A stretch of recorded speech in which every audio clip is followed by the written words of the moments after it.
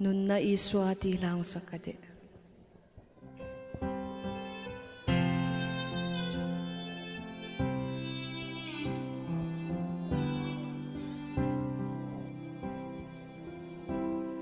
Chan đam tun min mang ngày na chu ni tin gian tin ka lâu shita athi na a ka thi vangin tho le na a ti nun ka lâu ni ta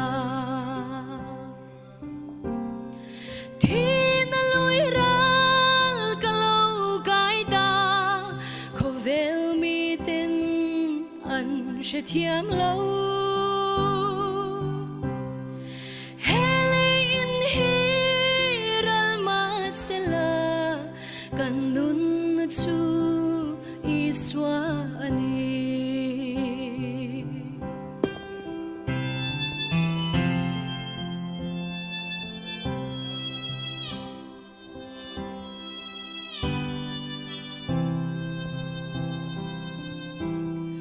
lấy tất xa râu bùi na adang van tất xa râu bùi na adang lấy tất xa dông bầu ral mai tur van tất xa chu a râu bùi zual dê lăng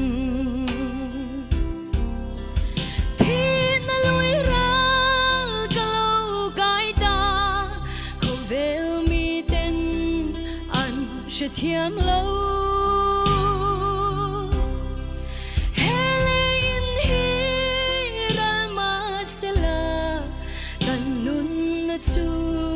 iswa ani katha akal lalpa ne na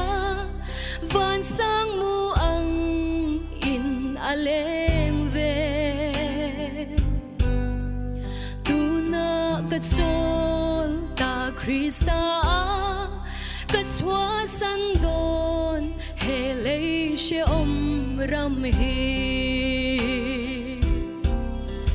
Tin alui ral kalau kaita kovel mi ten an she thiam lâu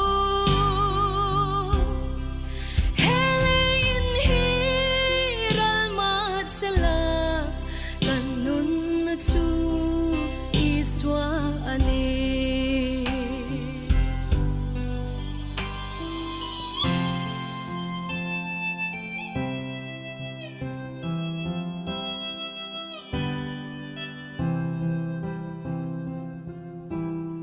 lấy tất xa bầu ral tura hian iswa mel du om lang zel se mi te ne na nun na pein ka hun zong chu ka mang ral to anga thi na lui ral ka lâu kai ta ko vel mi ten an she thiam lâu